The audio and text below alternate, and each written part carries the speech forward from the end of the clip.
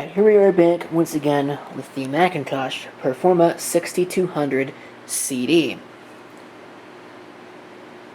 If you remember my video that I took a look at this originally, it was shipped to me with no packaging material, and somehow miraculously made it out with nothing but a little crack right there, and the fact that this would not go back into place nicely. You can see I've kind of started to put it back in place there. I think it's even in place enough now. This side wouldn't go back on at all, whereas this side went back on after a fashion. But I think it's good at this point, and I don't really foresee a need to actually take that off anytime soon. Much the same, in order to get the top cover off of this, I'd have to pull this front off, but I don't really see a need take the front cover off of this, because you see this is a very interesting machine that you don't actually really need to take any covers off of in order to do any work on it. Now if you want to replace the drives, yes, the front has to come off. The hard drive is right here underneath where the floppy drive goes. Flipping it around here, which needs two hands because this thing is heavy. I was surprised actually at how heavy it was for being mostly externally made out of plastic.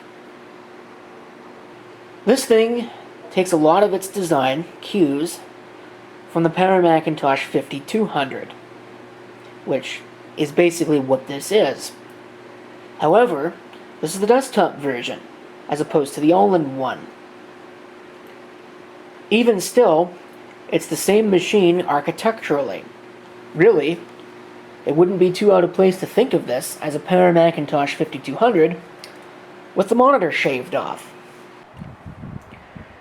If you're wondering what the 5200 would have looked like, here's your answer. It is a little bit different in that the hard drive is not right underneath the floppy drive on this, but it's the same rough idea. Yes, I know that this is a later 5400, but it's the same chassis design. But as mentioned, these share the same architecture internally. So all I would have to do, I'll go ahead and I'll take this cover off, to reveal the logic board. And I don't have to pull this apart. I could just pop this down here, and with a little bit of assistance with a screwdriver, because I forgot about the screws. Alright, so even with the screws out, it does take two hands to do this, but the entire logic board comes out of the machine just like so. And again, if you think that looks familiar, here is the logic board out of a Performa 5215 CD. As you can see, they look basically exactly the same.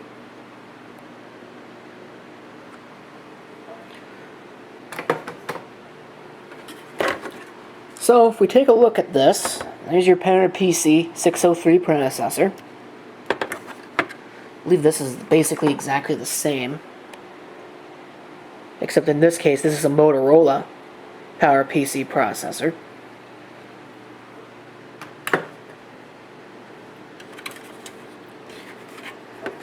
There's the same video input slot right there, which I believe went unused on most of these. It does have all original capacitors, which will probably have to be replaced at some point, but for now they look okay. There's the RAM. Not sure how much RAM this has. I know that the machine has got 40 megabytes, so what would that be? Two 16 megabyte SIMs plus 8 megabytes on the system board. There's the battery. That's a replacement battery. It's not original to the machine, and it's probably completely and utterly dead. And you can see, you can get a look inside, and you can see that's where the logic board plugs in. Again, exactly the same as the 5200.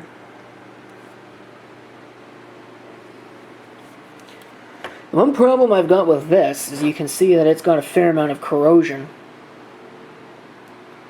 on these connector fingers. A piece of plastic just fell off of something. don't know what that would have gone to. There's no corrosion on the other side. At least it doesn't look like there's any corrosion on the other side. But there's definitely corrosion there. So it'll be interesting to see how well this board actually really holds up. The other thing too is that this breaks out video into a standard, for Apple anyway, video port on the back. That's really the only other difference, is that this doesn't have, because it doesn't have a built-in display, it had to have the video go somewhere. I am missing a piece of plastic over top of this. Before somebody points it out, there is supposed to be something here, it's not there. Oh well. That's the only real piece of serious damage this thing has got. Really it is. There's that, and then there's this here, and then there's this missing piece. It's not a big deal. So what I'm actually going to do, because I'm genuinely curious about this, is I'm going to put this 5215 logic board in this machine. Or maybe not. Maybe what I'll do first is I'll see if how well this works. Maybe I'll see if I can clean some of that up. And I might put the COM card that board has in here. I'll see how much RAM this has, because I know that this has got a pair of 16 megabyte. Okay, here it is. And I actually put the Performa 5215 board in it after all. Just because. As it turns out, that battery that was on the 6200 board seems to work. Kind of amazing, really. But on a multimeter, it read 4.5 volts, so I'm kind of surprised by that. But let's see if the 5215 logic board still functions.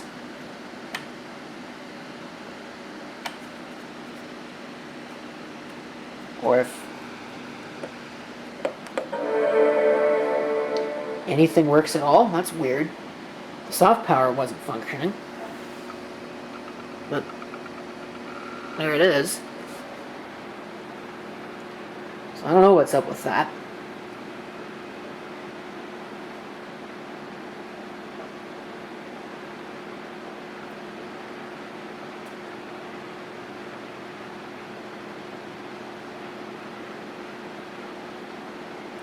So it almost makes me wonder if maybe the soft power is broken on this keyboard.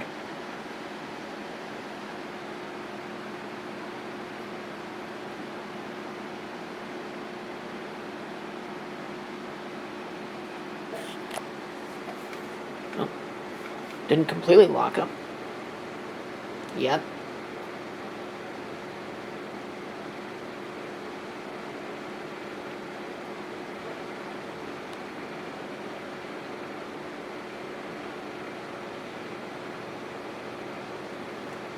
Look at all those extensions loading.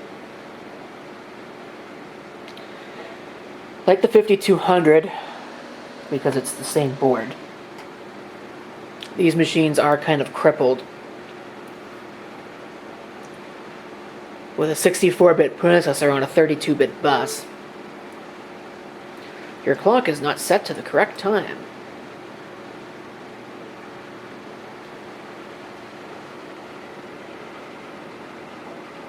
See, there's quite a few pieces of software on here.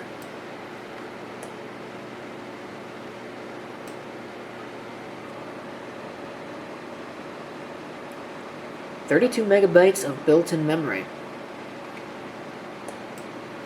I thought I had 40 on the other board. Maybe I should have just used the other board.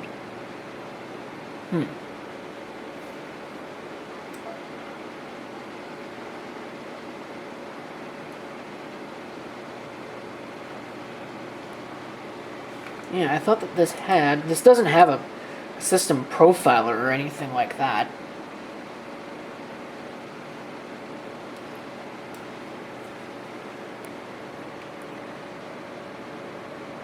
It's 300 megabytes there.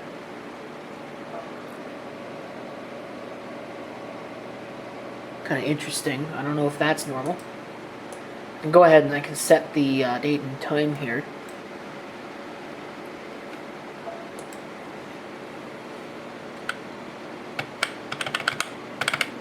Does this keyboard work at all? Well, it's trying.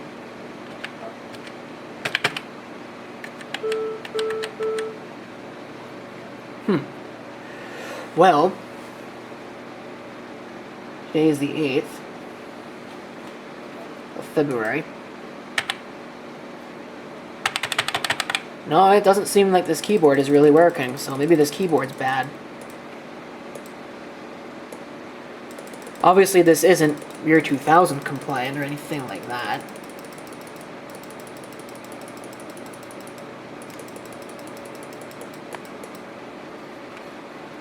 What is the current time? It's 4:30. This would be so much better if I could just, you know, hit the buttons, but I guess I can't. The time zone has not been specified. Well, let's specify a time zone.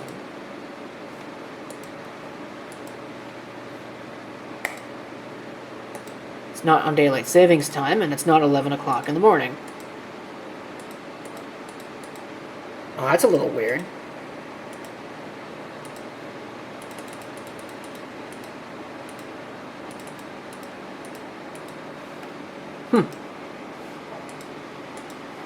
Yeah, I don't know about that.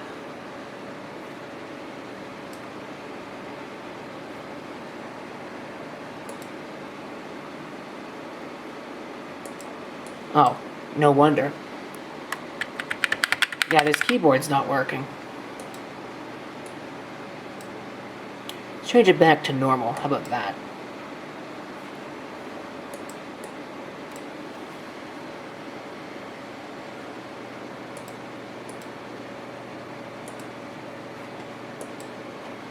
Here we go.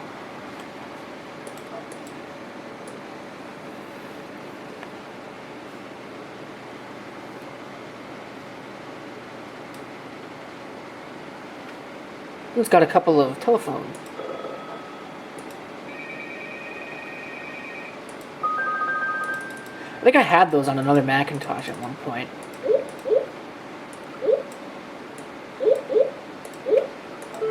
That speaker is really quiet.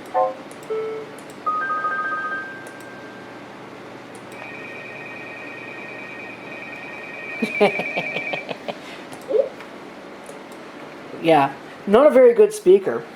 Of course, there's no opening really for the speaker to aim out of because the speaker is like right out here somewhere.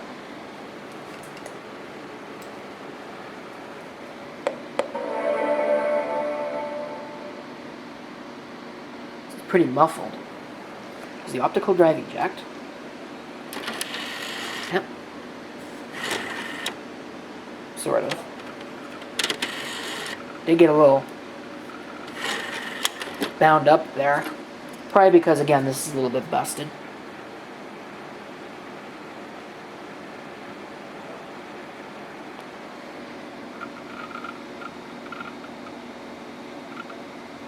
But it works. What more could you want, really? So at some point, this thing is going to see a new version of the Mac OS. Probably 8.1. Something a little bit newer than 7.5. Although really, these machines, putting anything newer than System 7 on them really isn't a good idea because they're just so crippled and slow. But it'll probably get like 8.1. I do still have the hard drive from the other machine sitting around somewhere. Although I think that was a much larger drive than what I really wanted in this machine in the first place anyway. In fact, it's probably sitting over here still. Exactly where, I'm not sure. There it is. Yeah, that's an 8.4 gigabyte drive. That's a little bit large, so I think I'll skip on that. Yeah, I still have the original optical drive and all those other pieces from the 5215. I saved all that stuff before junking the rest. Looks like it's about a 1 gigabyte hard drive, roughly. How much memory is being used right now on this machine? Nope, I don't want that. I want about this Macintosh. Looks like not a whole lot, even with all that there. So multitasking is still a thing, even on a crippled machine like this, but certainly wouldn't want to do too much of that. So there's some interesting things on here. Anyway, I think I've spent like way too long screwing around with this. So there'll be a thing at some point where I take a look and reinstall the operating system on this. Probably, like I said, OS 8.1 or something similar. But for now, that's it for that. Thank you for watching, and if you've got any comments, feel free to leave them below.